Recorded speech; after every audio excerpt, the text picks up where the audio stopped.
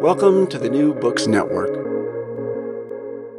Hello, everybody, and welcome back to New Books in Science, a podcast channel on the New Books Network. I'm Galina Limorenko, doctoral candidate in neuroscience with a focus on biochemistry and molecular biology of neurodegenerative diseases at EPFL in Switzerland, the host of the channel.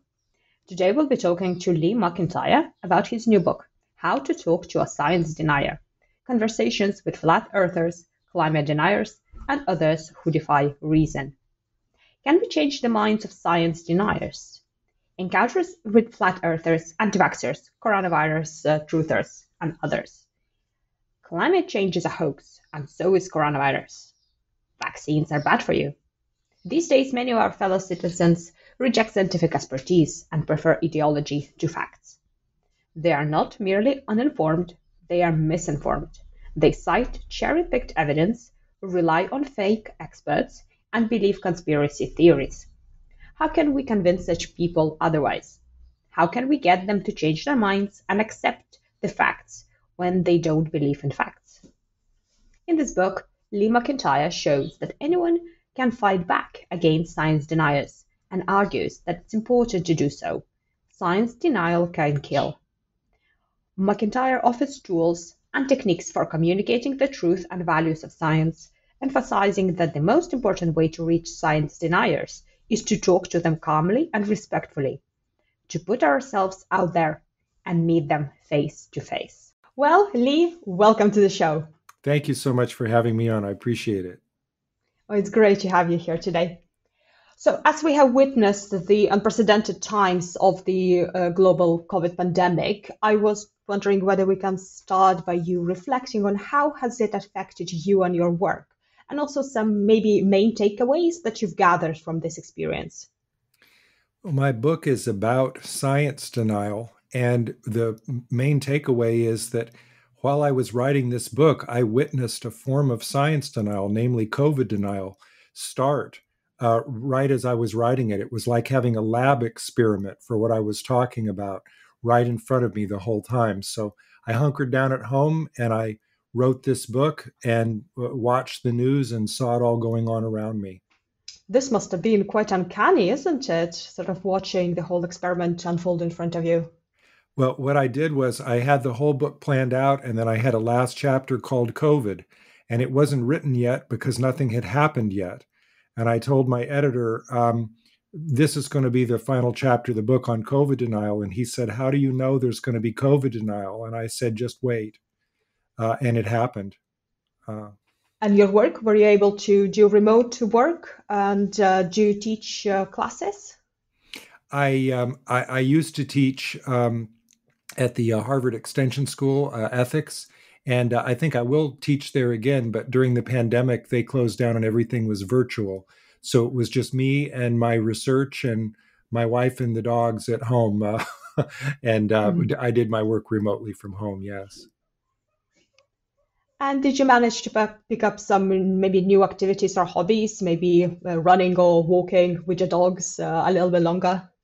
I walked, I was recovering from a surgery, and so I needed to walk. And so I put on a mask and walked with the dogs every day for 5 miles. And then my hobby, I learned, I've played guitar since I was an adolescent, but I was never very good at it. And then during the pandemic, I thought, well, I'll never have another chance like this to practice. And so I practiced as much as I could. And I'm not sure I'm that much better than I was, but I certainly enjoyed it. And it was a lot of fun. And I'm still doing it now, which is good. Oh, that's the main thing, is to have fun and enjoy it. Yes. So could you tell us a little bit more about yourself? Yes, I'm a philosopher of science, and I grew up in a blue-collar neighborhood, a working-class neighborhood in Portland, Oregon. Neither one of my parents went to college, but they were great believers in education. And so we had a lot of books in the house. And I remember one of the main books that I was interested in was a set of books, the encyclopedia. And my dad always told me the encyclopedia has everything. If you just read the encyclopedia, you'll know everything. And so I would read the encyclopedia, and I loved the articles about scientists and philosophers.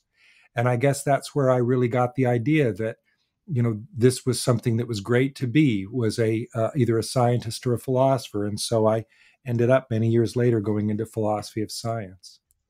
So you mentioned you're first generation in college.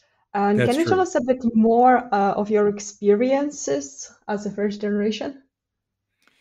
Yeah, I really didn't have a good education when I was in elementary school. It was a terrible neighborhood, really the worst performing schools in the city. And it wasn't really until I got ready for high school that I went to a much, much better school for high school. It was a private school, the only one in the city.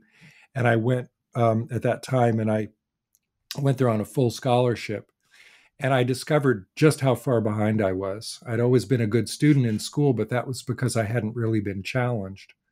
But once I got to high school, where the other kids had a lot of privilege that I didn't have, I learned that I was way behind and I needed to make up. And so my entire life since I was 14 years old, I really felt that I'm behind and I have to work twice as hard as everyone else to make up.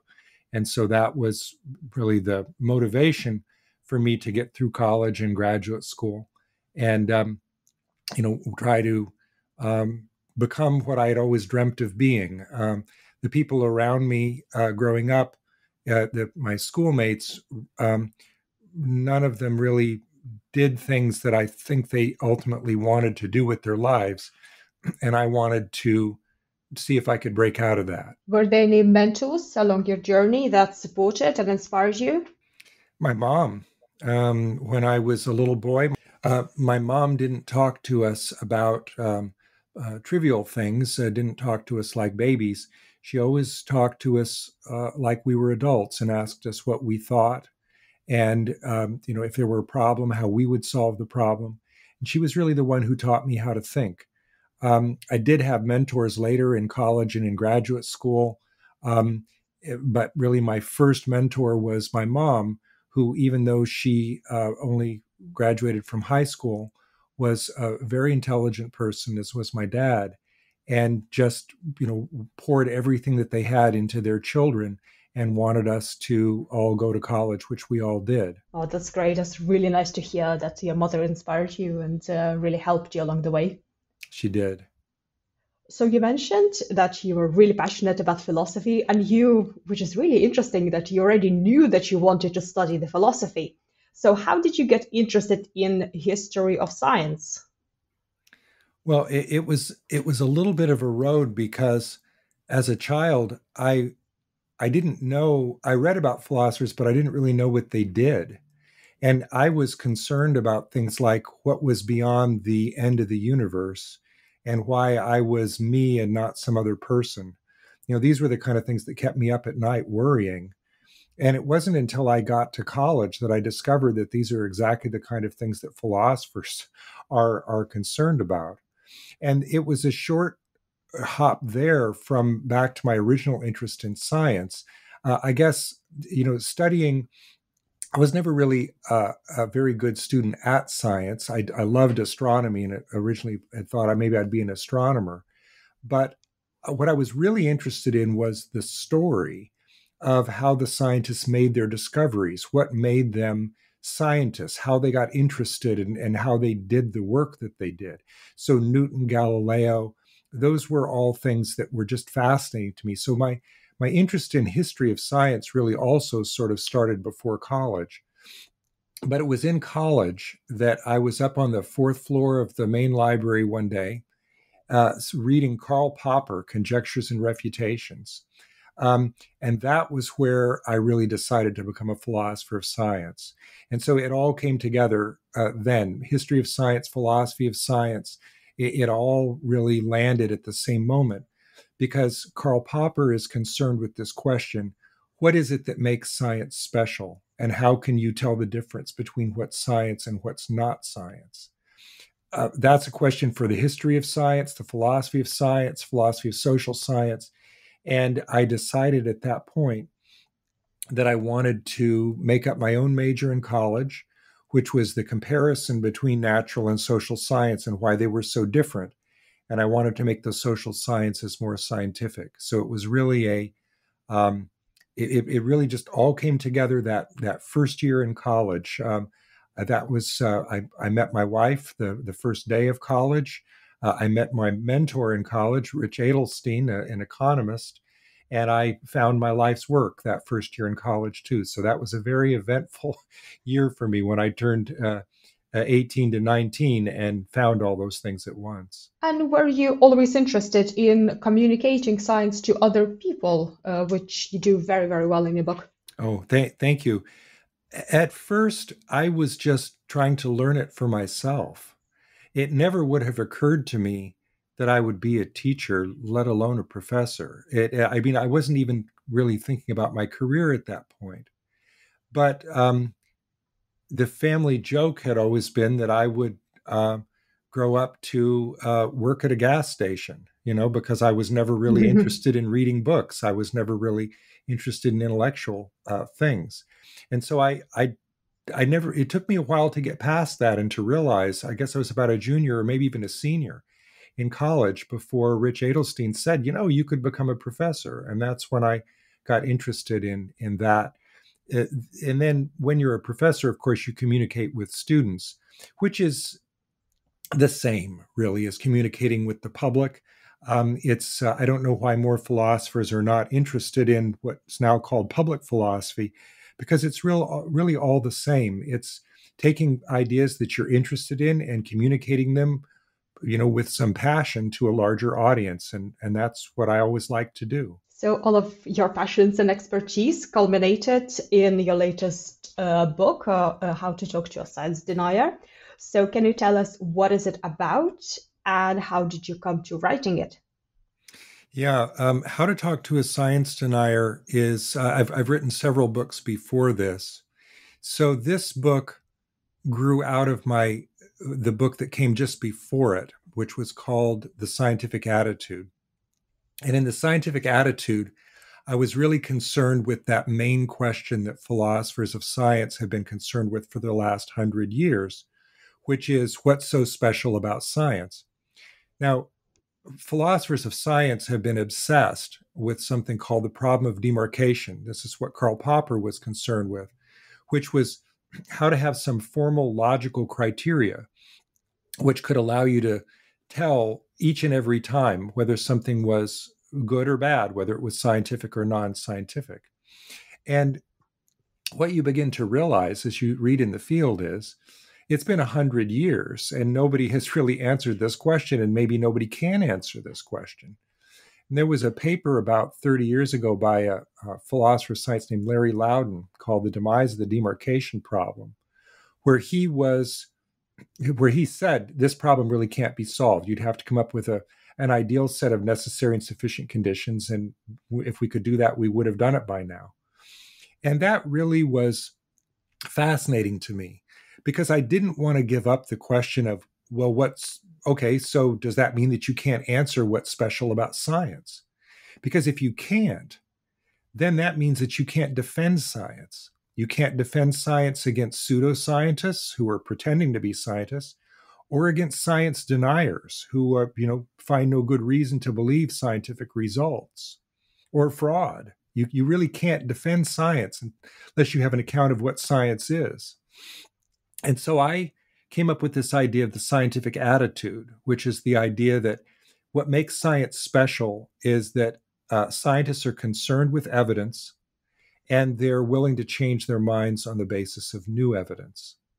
And that's not, I don't think, a solution of the demarcation problem, but it allowed me to come up with an account that I think allowed me to defend science, because science doesn't have to follow scientific method. I don't think there is such a thing, and neither did Popper. And it doesn't have to be perfect. It's a community enterprise where scientists are checking one another's work. And it's, as I say, it's an attitude, not a method, which means that we don't have to worry so much about scientific uncertainty or the inability to prove something in science. That's just how science works. And once I realized that, I thought, okay, now I know how to defend science. So I was out on the road doing book talks about scientific attitude, and I kept getting questions from my audience about, well, what can we do? It was Donald Trump was president, and people wanted to know how they could push back, how they could, defend facts and science. And I would always say, well, go talk to people who disagree with you. And then I started to think, well, why am I not doing more of that? And so I booked a ticket and I went out to the Flat Earth Convention in Denver, Colorado. And I tried to put the theory from my earlier book into action. And once I did that, I was addicted and that's where the book, How to Talk to a Science Denier, came from.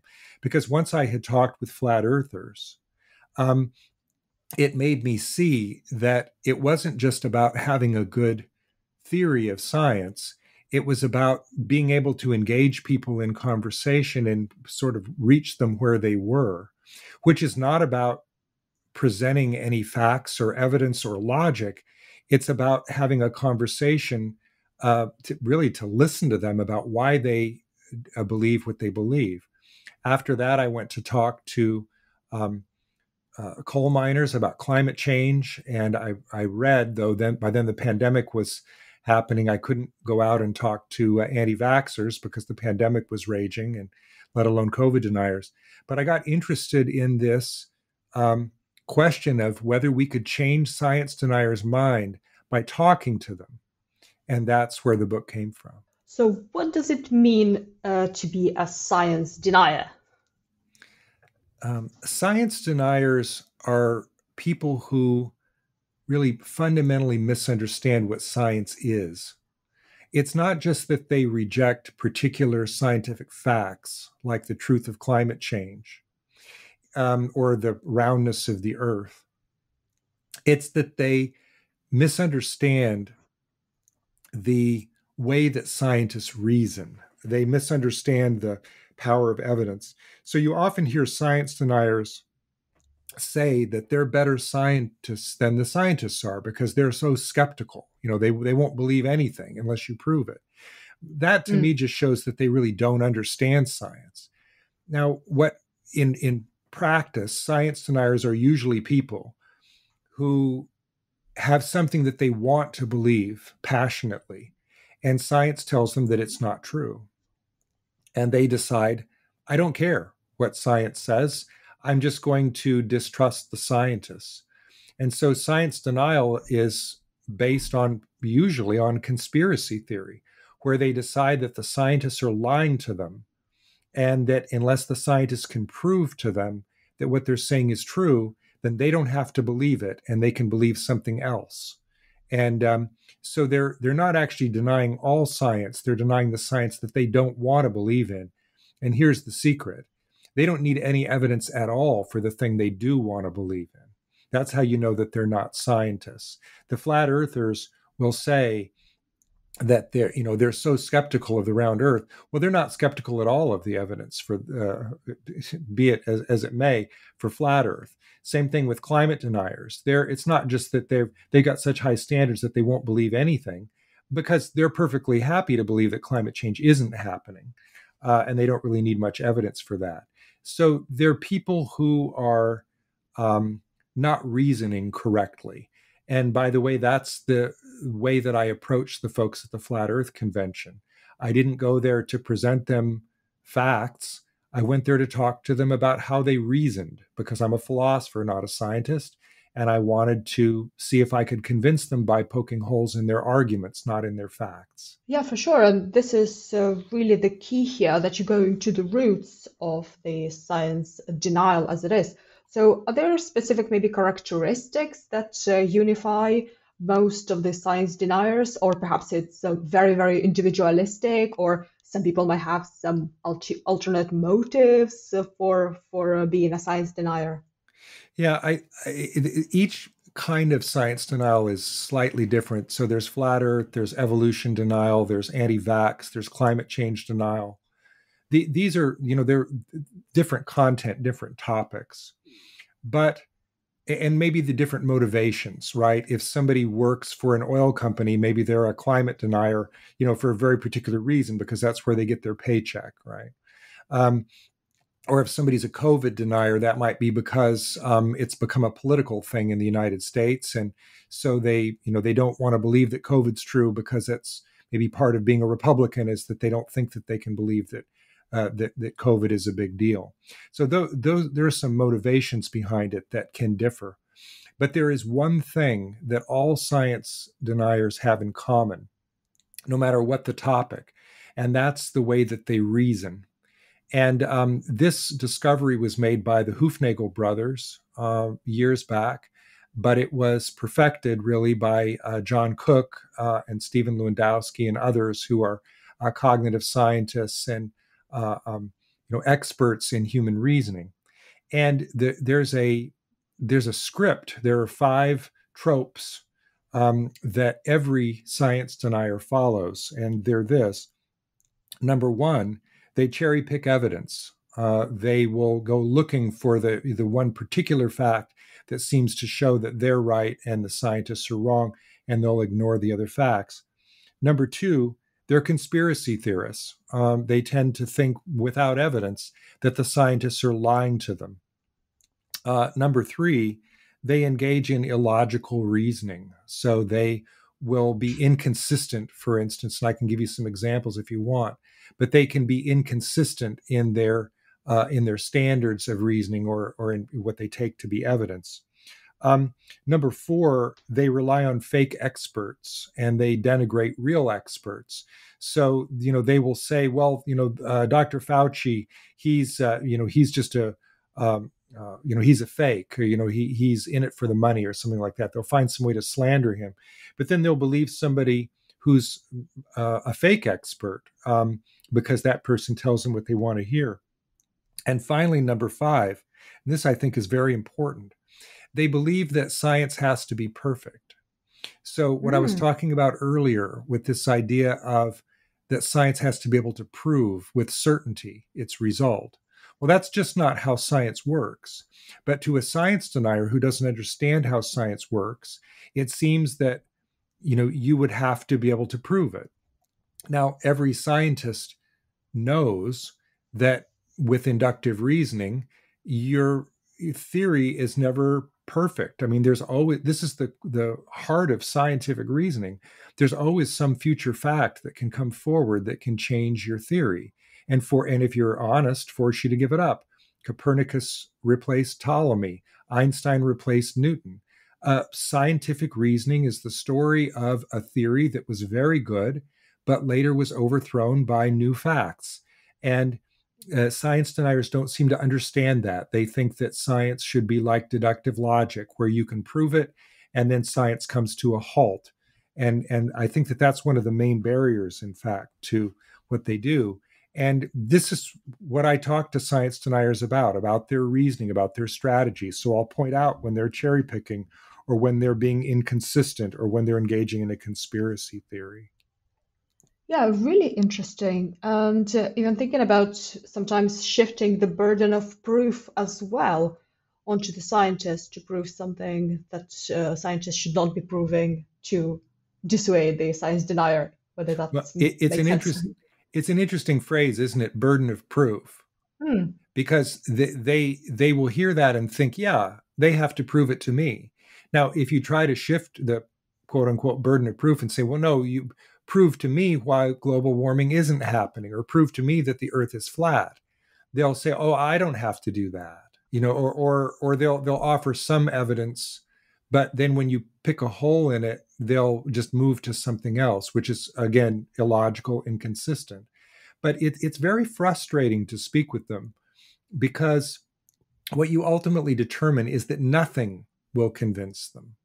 Their beliefs are not based on facts, and so they can't be replaced by facts, overthrown by facts, new facts. And one of the main questions that I use when I speak with science deniers is I'll ask them, what evidence could prove you wrong? What if your belief is actually evidential, empirical, then there has to be some fact that, if it were true, would cause you to give up your belief. And that causes them usually to think for a minute. They've almost never heard that question. And I think that gets to the nub of how scientists reason, because every scientist can tell you, yes, if I found this, I would give up my theory. That's why they do experiments, because they're often looking for that negative result, which will overthrow theirs or someone else's theory. Science deniers don't do that. If a science denier gives you something that they think is a fact and you blow it out of the water, they'll say, oh, okay, but what about, and they'll move to something else. So it's what in the United States they call whack-a-mole, right? You go to one mole hole and you whack it down, and then the mole pops up in another hole. It's impossible to convince them in that way. And this leads quite nicely to my next question on how science deniers are different from people who can be science hesitant, for example, or being on the fence about some subject, or people who are not really caring about something and being a bit more apathetic and therefore not taking steps to mitigate, for example, climate change. Mm-hmm. Yeah, there are really two questions there. I'll come back to the caring one. Mm-hmm. A certain degree of skepticism is healthy because, I mean, look, scientists are skeptics.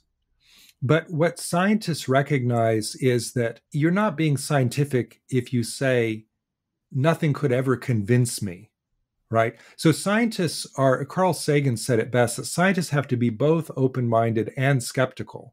They have to be willing to consider new evidence and new theories, but skeptical that it's true until they've tested it. So scientists work on the basis of warrant, right? Not proof, but how much evidence do you have, and is it sufficient for you to change your belief, to hold your belief rationally? And so when you talk about hesitancy, let's talk about people who are vaccine hesitant. I think it's perfectly appropriate for people, especially in this misinformation age where they go to the internet and type in, is the COVID vaccine safe? And the first 5 hits they get might be fake websites which say that no, it's not.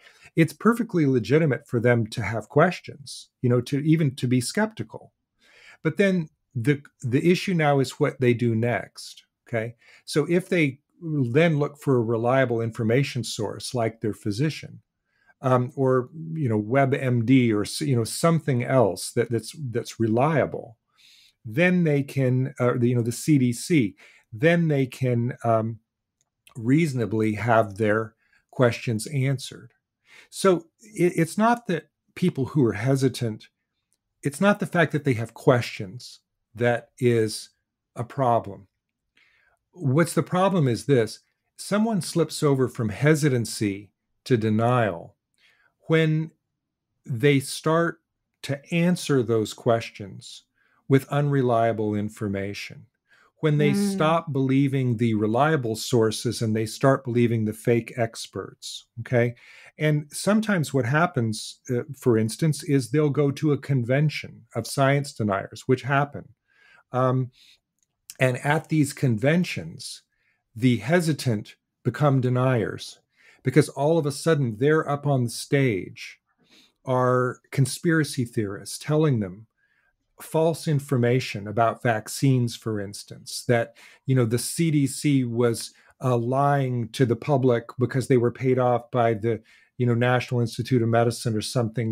They'll come up with some crazy, untrue hypothesis, and then the people in the audience believe it, and then they become deniers. And I saw this at the Flat Earth Convention, and it goes on at climate change, anti-climate change conventions, anti-vax conventions.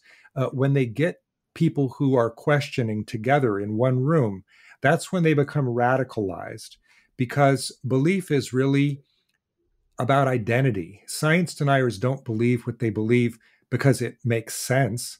They believe what they believe because they trust the other people around them, and they find community and identity through that group. And that is the very dangerous thing when people slip over. Now, I can say a little bit about caring if you want me to, or maybe you want to follow up on that, or just move on. It's fine. This is very, very interesting, especially, about what you say about people going over to science denialism. Yeah. if they are looking for community. So do you Yes. think it's the vulnerable populations as well are in more of a very bad place when they're being targeted, for example? It's a great question because, and I wish I could answer that. I wish there were more scientific studies on this. I know that psychologists are studying this right now. There's a um, psychologist down in Texas named Ashley Landrum who's studying flat earthers. And I know there are other psychologists out there who are studying other science deniers. And nobody has really come to what to me is a conclusion that blows me away, kind of the profile of a science denier. Because what I see when I talk to them is that they come from everywhere. They are sometimes rather intelligent people. They don't have to be stupid people. Some are, some aren't. But, and in fact, there's some evidence that people who are a little educated are even better science deniers because they know how to defend their arguments better, right? Hmm. They know how to gather data that tries to push back. So it seems to me now, just this is completely unscientific, okay? But it seemed to me when I was at the Flat Earth Convention that quite a number of the people that I spoke with had some sort of thing go wrong in their life at some Mm. point. They were traumatized by 9/11 or a health crisis or a personal crisis that caused them to question to have a break in their faith, their lack of, in their trust in other people. And once they stopped trusting the people around them, they began to stop trusting everyone. And sometimes that's called going down the rabbit hole. They would, and I heard more than one flat earther say, and not in an apologetic way, but in a way of discovery, an epiphany almost, that once they realized, for instance, that 9/11 was an inside job, which of course it's not, but once they thought that, then they started to question chemtrails from planes and whether the Sandy Hook shooting was real and whether the earth was flat, et cetera, et cetera.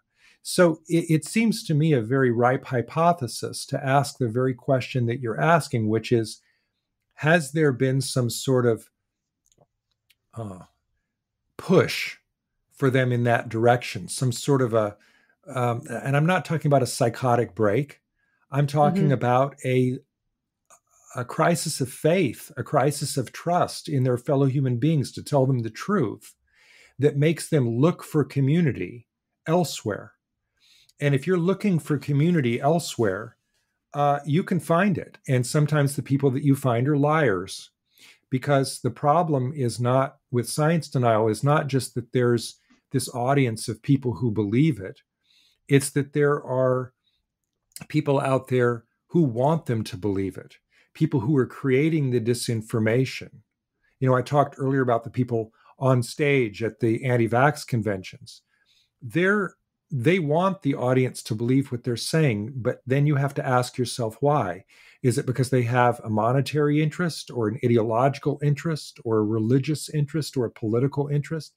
If you really dig behind science denial, what you find is that there is disinformation that is created by people who have something to gain by other people believing what they have to say.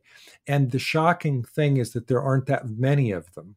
But it gets amplified on social media. And so, one liar can affect hundreds, if not thousands, of other people and convert them. There was a study and reported on an NPR the other day that 65% of the anti vax propaganda on Twitter was due to 12 people. 12. Mm. That's not that many people. But, so just a few people who are, maybe they believe their own propaganda, maybe they don't, but they have something that they want other people to believe. Now, look, modern science denial started with the cigarette companies, the tobacco companies, not wanting to fight the idea that cigarette smoking caused cancer. And so they hired a public relations expert who told them to fight the science, which they did. They took out full-page newspaper ads, and they started the precursor to the American Tobacco Institute, and they started to try to raise doubt where there really wasn't any. And that was the blueprint for modern science denial, and it's argued brilliantly in Naomi Oreskes and Eric Conway's book, Merchants of Doubt. That blueprint was later followed by the people, the oil companies, who didn't want it to be true that climate change was real because it would interfere with the consumption of fossil fuels. And so they silently funneled money to a lot of the think tanks and researchers and other people who to come up with a propaganda campaign of doubt against the idea that climate change was real. So disinformation is created intentionally by somebody who has an interest at stake. The shorthand version that I often talk about is that science denial isn't an accident, it's a lie. And my book, How to Talk to a Science Denier, I'm out there talking to the people who were lied to. But that's not the only way to fight science denial. You can also try to identify the liars, the people who are creating the disinformation.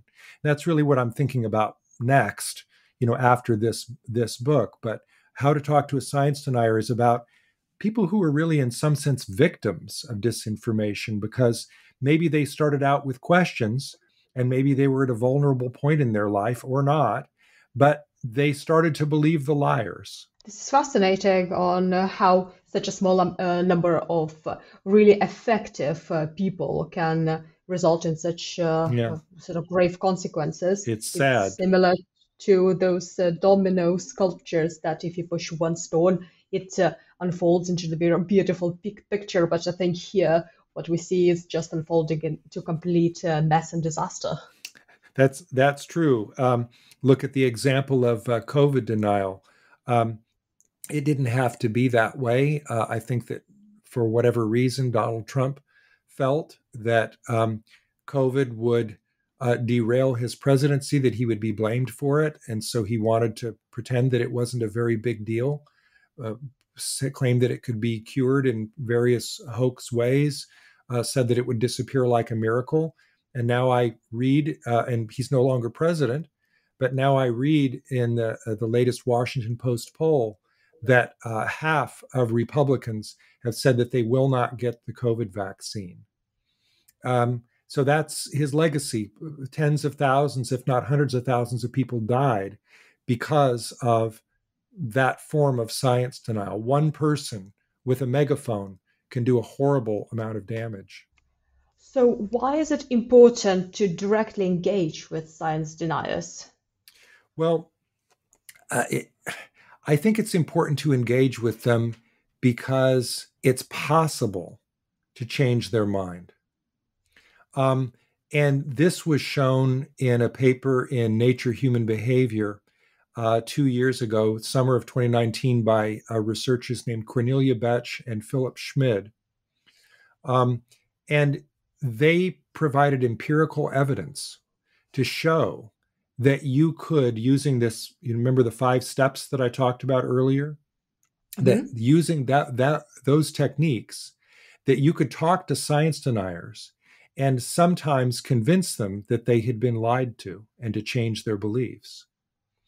And that to me is fascinating, because it means that it is possible to change people's mind with facts. You just have to go about it in the right way.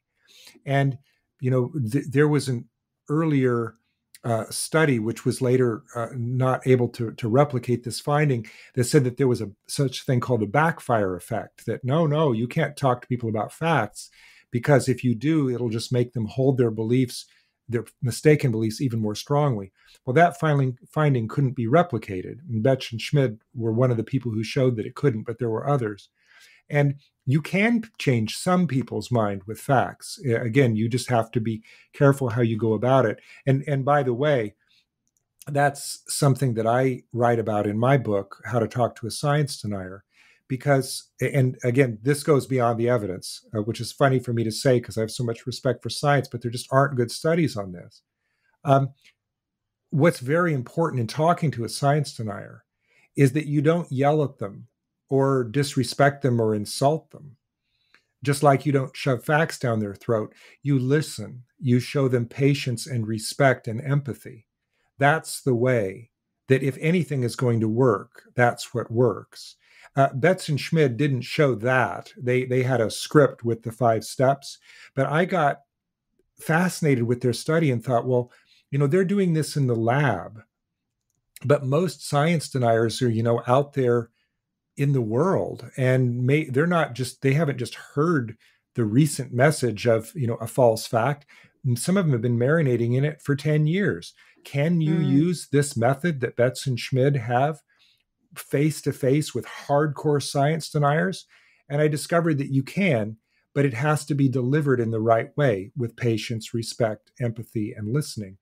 And interesting discovery, that same methodology is used to deprogram people from cults.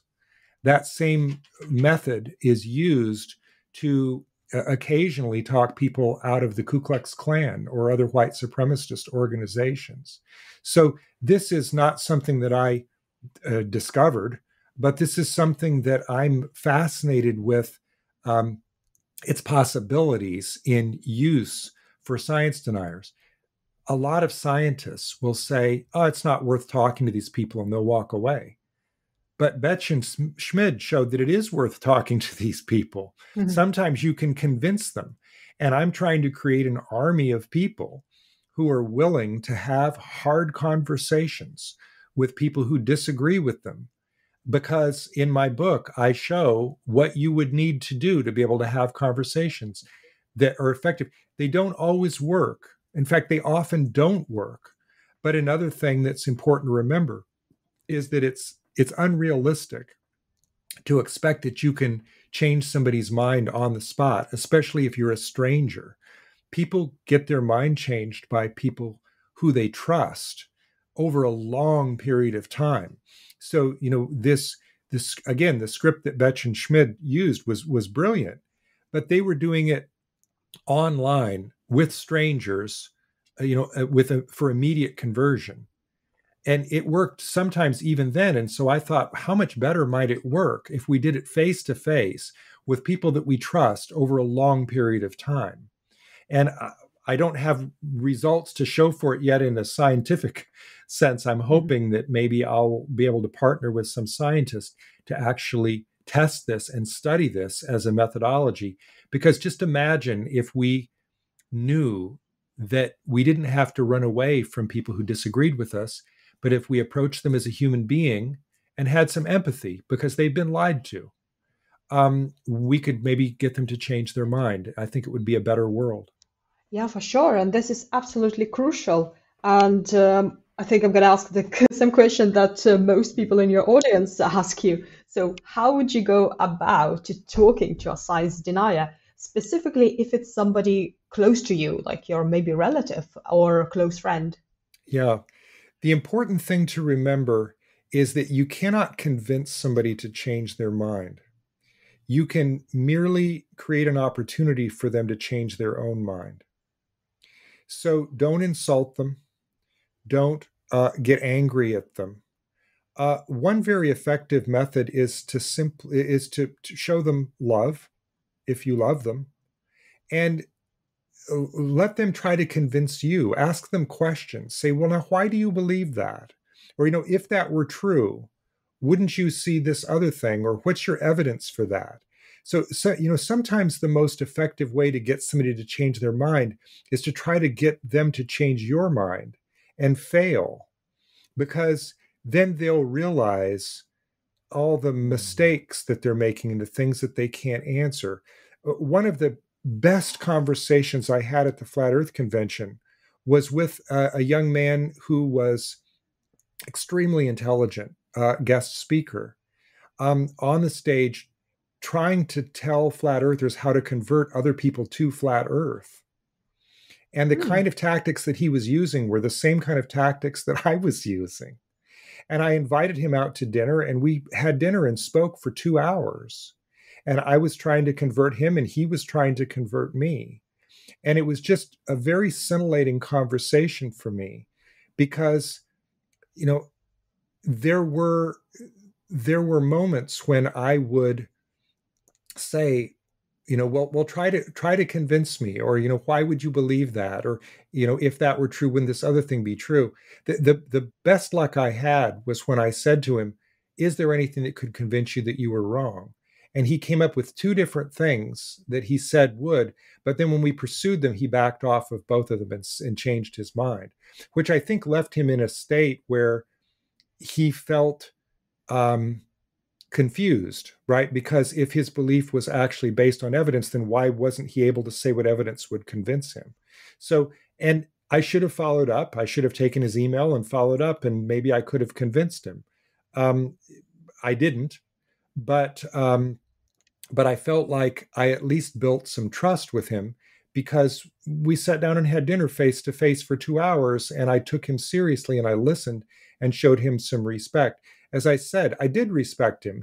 I think that his beliefs were mistaken, but he was a very intelligent, well-spoken, impressive person. Yeah, and that's what I find really helpful about the way you frame this problem, that the roots of the science denialism or some different or denialism or some other topics perhaps or fields is due to the way of thinking which can be flawed, and then from there you can approach it much more calmly so you don't get angry at people, but you really try to understand and then go from there. So what discoveries along the journey to writing How to Talk to a Science Denier surprised you the most? Oh, so many things. I guess one of the things that surprised me the most was in my research. Science deniers will often say, if you present them with evidence, they'll say, well, have you seen it? You know, they don't want to hear about some discovery.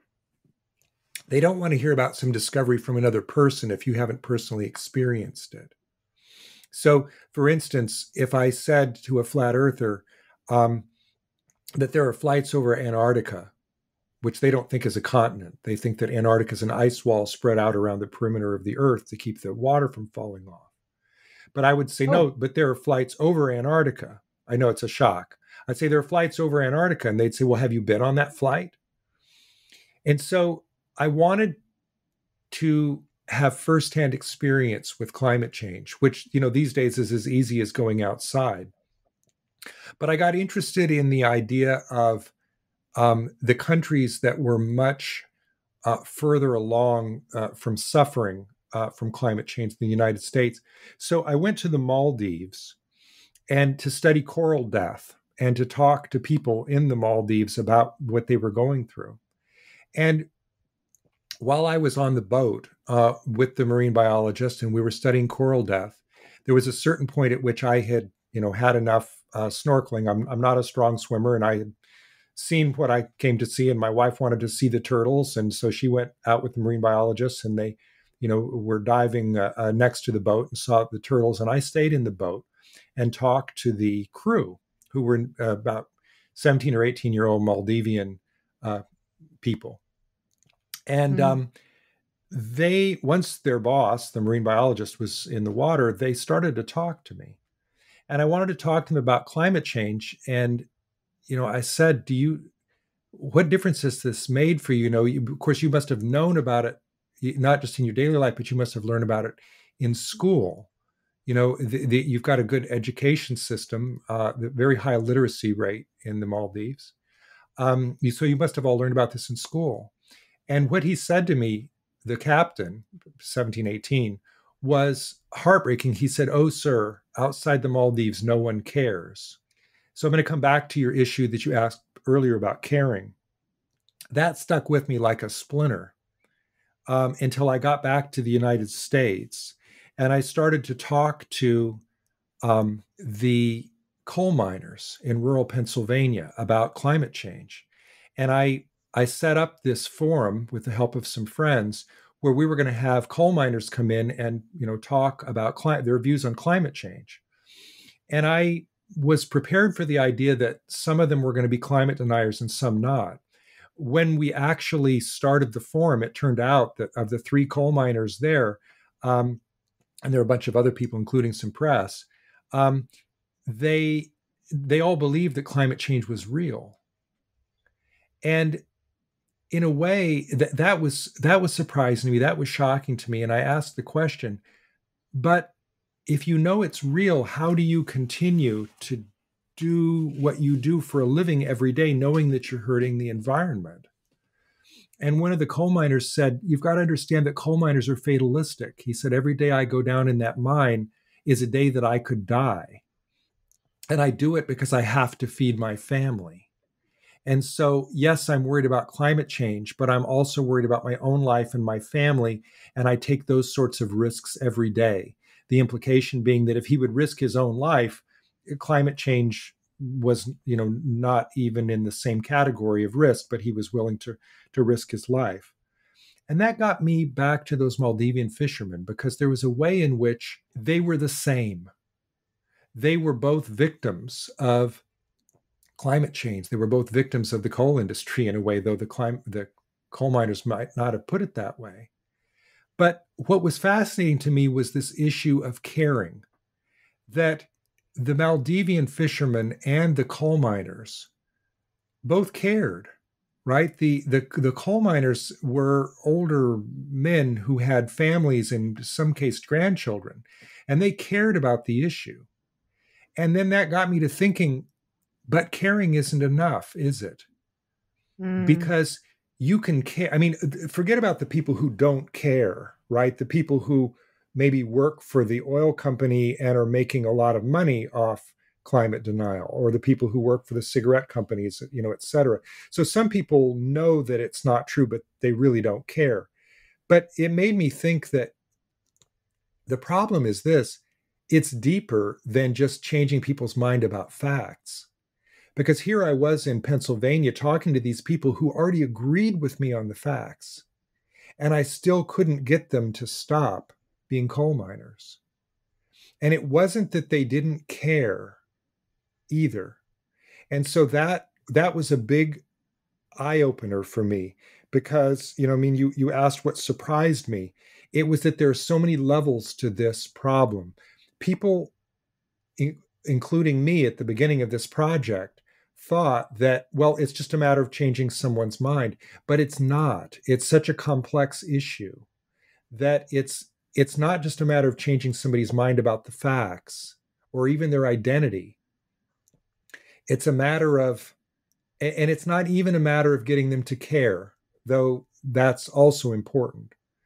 I think ultimately it's a matter of institutional structures that help the liars have so much power. And so I'm increasingly concerned with the people who are telling the lies that the science deniers believe, the lies that keep the coal miners in the mines, the ones that are wiping out the homeland of the Maldivian fishermen and roasting the planet for the rest of us. Though that's where I think pressure needs to be born. Maybe my next book will be about how to deal with the people who are creating the information, the disinformation about science. So now maybe that's not a book. I mean, I don't have much time, do I? Maybe it'll be a long article or something, but that's what I'm thinking about these days. That's something that surprised me in writing the book. And this always happens, is when I finish a book, I get a bunch of new ideas. Yeah, that's great. So, having identified these sort of issues and topics, how hopeful are you about the prospects of bringing more real science to more people and engaging with the science deniers? I'm hopeful that we can reach the science deniers and that I can bring this message to a large number of people. That's the point of the book. I wrote an article called, before the book was published, I wrote an article called Calling All Physicists, where I was trying to get physicists interested in pushing back against flat earthers. I think that scientists need to be energized to and learn how to communicate with these folks. And that's one audience for my book, because I think that we could do a world of good if we went out and did this. What I worry about now is whether there's time, because what I saw with COVID is that even when our lives are at stake immediately, there are still deniers. So, some people have said that COVID denial was, like a 60-second version of climate change, right? Because it had to do with this global risk that, to everyone's life. And, we have to do something about it right away. But if people won't even take a vaccine to save their own life, can we really get them to stop consuming fossil fuels to save the planet and lives of other people in other countries and in the future? I'm not sure that there's time to do that. So I feel that push. I'm on the eve of launching my new book. I've just published this book called How to Talk to a Science Denier, and I believe in it. But I am woefully aware that there's more to this story, that there's more to do than just go out and talk to science deniers. Talking to science deniers is a start. Some of the science deniers that we talk to are people in power who can do things, like people in Congress in the United States. So, this is all moving in the right direction. But I am, as I say, increasingly worried that we're running out of time, and that this approach that I'm recommending is just too slow, and too many deniers out there to reach all of them in time, and that we have to bring other forces to bear. And I'm not quite sure what those other things are, but this is a huge problem, and I'm doing my best on it. And there's so many other people that are working on it as well. But for whatever reason, I feel this obligation to do this kind of work, because who would have ever thought that a philosopher would have something to say that might be important to change the world? And that's how I feel. That goes back to the reading the encyclopedia when I was a kid. I want to make a difference. I want to help people. I want to help my fellow citizens and citizens of the world against what I see as one of the main threats, and that's science denial. And by the way, it's not just science denial anymore, because I think that science denial paved the way for reality denial, a much larger form of denial, which I wrote about in a book called Post-Truth, when Donald Trump came into office. Because when you see a politician like him, who says that his inauguration crowd was bigger than Obama's when a picture shows that it's not, or who argues that it didn't rain on his speech when you know that it did. He's not just denying scientific facts, he's denying all facts. And ultimately, in his last days in office, he used it to deny that he lost an election. And that led to a violent attack on the US Capitol, and might have, but for a few brave police officers, led to mass slaughter of members of Congress, or even the lack of certifying that election. And we don't know what's going to happen in the future. So, literally, lives are at stake through denial. And it's, unfortunately, the problem is now worse. It's not just science denial, it's reality denial, it's fact denial, it's truth denial. And this is the work that I want to do. I don't want to just write for other scholars. I want to write for the public, because I feel like this is so important. And I look at my colleagues like Jason Stanley, who wrote a book called How Fascism Works. And I want to do that kind of work. I want to do work that inspires and helps to make a change with a problem in the world. Yeah, for sure. And it's such an important work, even though it's so difficult, like you describe. So then, I suppose then, can you say that you have definitively figured out what do philosophers actually do? What do philosophers do? I have great love and respect for philosophy. It is wonderful, and I'm so proud to be a philosopher. But the kind of philosophy that I'm most energized by now is what's called public philosophy. It's taking the analytical tools that we use in philosophy, not just to talk about words and language or truth and reality just for one another, but to apply it to practical real world problems. There is a role, and I'm very interested in problems in logic and metaphysics and epistemology and ethics, all of the classic fields in philosophy. But I feel, especially these days, that philosophers have an obligation to use their smarts and skills in the application to real world problems. I sometimes have said unkindly that it's as if philosophers were playing crossword puzzles, and I think that's unkind. But in some cases, perhaps accurate. Where if someone has tenure and they're interested in some particularly narrow question that 5 other experts in the world are interested in, that's fine. But that's not for me. I need to understand that the work that I'm doing is going to have wider application. Now, in science, there's such a thing as basic research, where people are just interested in things for the sake of being interested, and it ends up with microchips or nylon or radar. It can change the world. I haven't seen so much of that in philosophy. Philosophers are still obsessed with questions of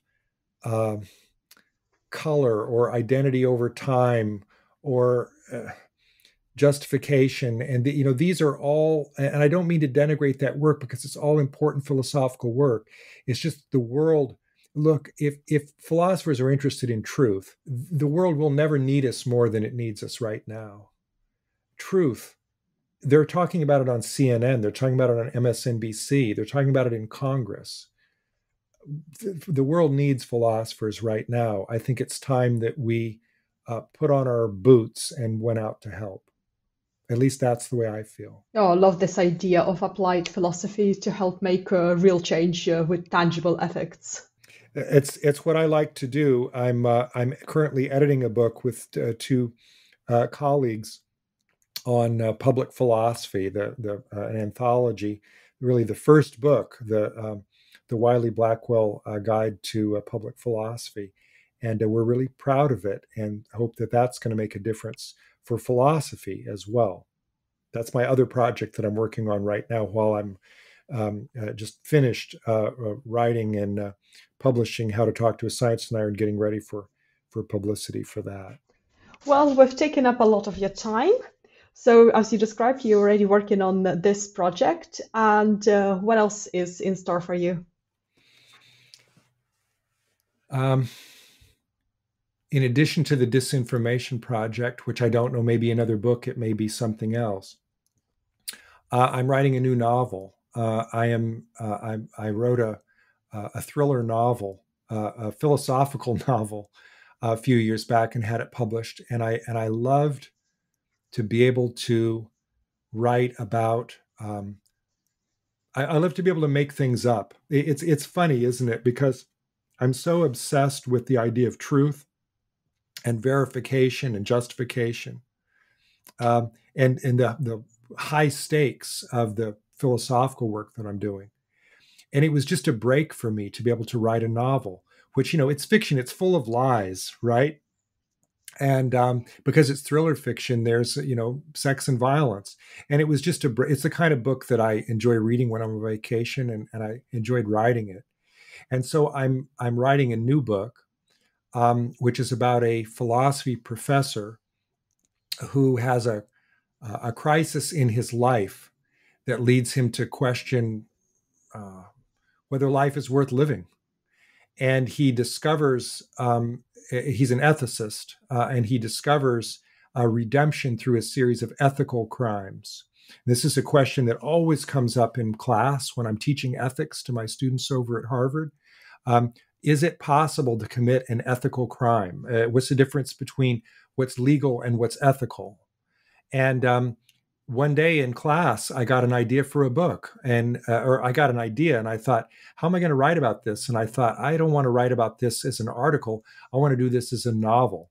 And so that's my new novel. So I've always got a lot of projects going on at once, and I enjoy that freedom to be able to work on many different things. Usually, if one project isn't going well, I can turn to the other.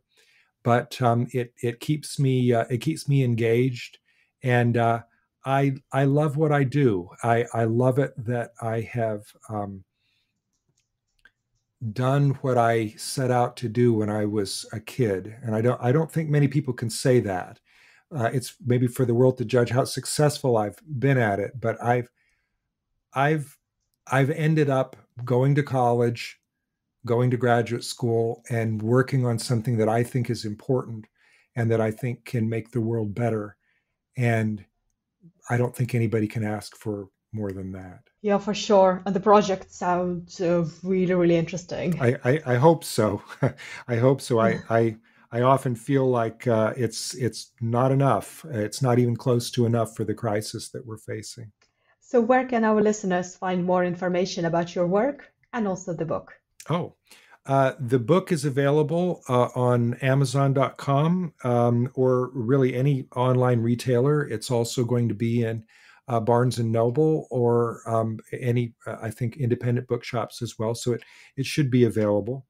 And if readers are interested in finding out more about me or my work, and also where I'm going to be doing speaking, because I go out and do public speaking events, and I also do other publicity events if they want to listen to those, they can go to my website, leemcintyrebooks.com, and they can find all of that, all those links and material. And there are also links for how to buy the book on my website as well. And there's also, very importantly, a contact button there. So if readers want to write me an email, I'm happy to receive that. I get fan mail, I get hate mail, I get crank mail sometimes, and some of it's quite touching, some of it's a little scary, but some of it's quite fascinating, and I usually try to respond. So if readers have a question or an observation, or they want to reach out, please go to my website and look for the contact button and reach out to me. I'd enjoy that. It's part of doing public philosophy, I think. Excellent. Well, thank you so much for joining me today and for such a thoughtful and really in-depth discussion. Thank you so much. I really enjoyed this conversation and your great questions. Thank you for having me on.